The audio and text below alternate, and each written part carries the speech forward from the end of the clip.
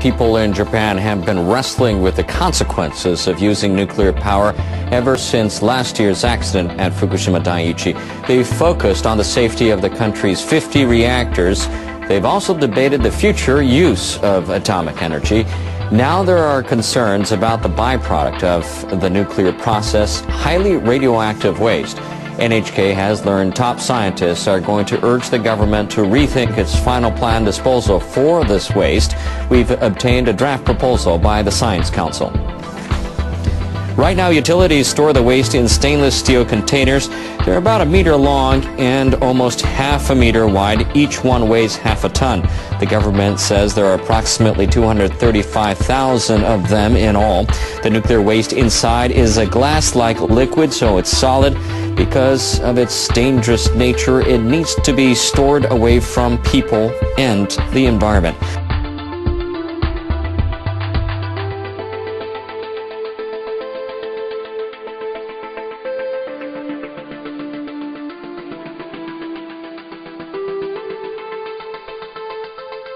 Decided on its final disposal plan, 12 years.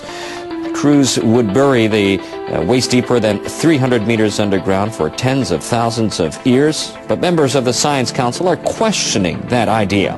Their draft proposal says science has its limits and that Japan's frequent earthquakes and active volcanoes make it difficult to identify areas underground that would stay stable for such a long period of time.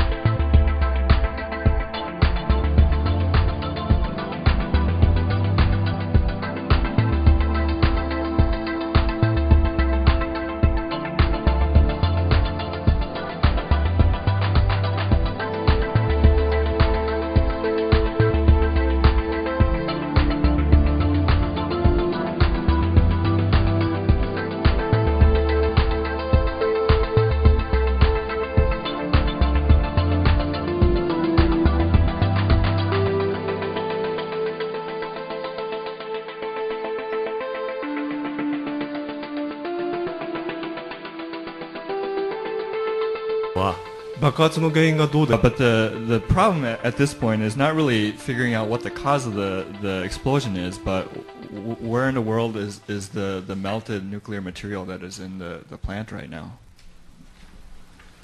But unfortunately, we have no way of figuring this out. If it was, for example, a coal power plant, at this point we would be able to go in and touch the material and look at it more closely and figure out what's going on. But that's not the case with this kind of power plant. But because the plant is a nuclear plant, we can't go in and we can't take a look, and there's nothing we can do at this point.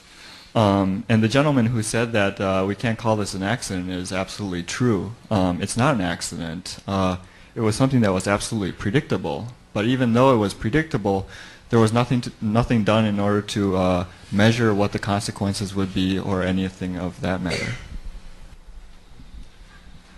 So like I said, we have no idea where the melted nuclear core is at this point. And I just want you to imagine the core is made out of ceramic. It's the same material that you use at home with your plates and cups and things like that. And can you imagine, can you melt that by adding heat to it? That stuff you can't melt unless you have 2,800 Celsius of heat put to it. They're saying that it indeed melt, and the amount of materials that are in there, the ceramic material, isn't just like one plate or one cup like you have at home, but it's 100 tons of it. So this 100 tons of ceramic material melted, and the vessel that it rests in is made out of steel, and that of course melts with that kind of temperature, so it fell through that too. So where did the melted material go there? It fell into the containment vessel. And what is that made of? Also steel. But what Tepco has been telling us is that underneath that steel there's also a floor of cement, and that cement hasn't melted yet. But it's not as if Tepco has gone there and seen if this is the case or anything like that. It's basically based on calculations that they claim to have worked out that way. But I don't believe it for 1 second. There's at least a possibility that it's gone through all of it and leaked into the ground. When something like that happens, there's a strong possibility that it leaks into the environment and, of course, into the ocean that's right there. And I've been advocating since last May that a big wall be built underground to prevent that from entering the rest of the environment. I actually really hate politics, but I've approached several politicians about this and convinced them that this is actually something that's very necessary. But unfortunately, neither Tepco or the Japanese government has moved on this proposal. That's really all I know at this point. I really hope that something is done so that the material doesn't spread to the greater environment, and I'm going to do all I can do to prevent that from happening.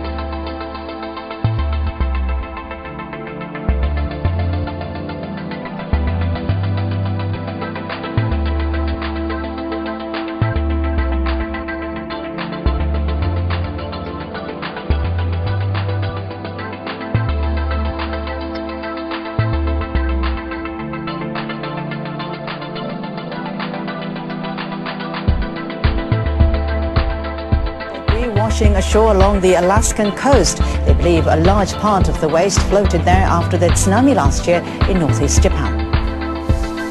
A group called the Gulf of Alaska Keeper has been tracking its cleanup activities since June. The non-profit organization compared the amount of debris washed up this year with last year. Workers collected debris near the city of Anchorage. They say the quantity of waste had increased in 4 locations facing the Pacific. The amount at one location was 4 times higher. Members of the group say they found polystyrene foam as much as 39 times the amount found last year. They say many pieces of waste have Japanese writing on them. The group plans to provide the data to the US government and the state of Alaska to help them develop measures to deal with the debris.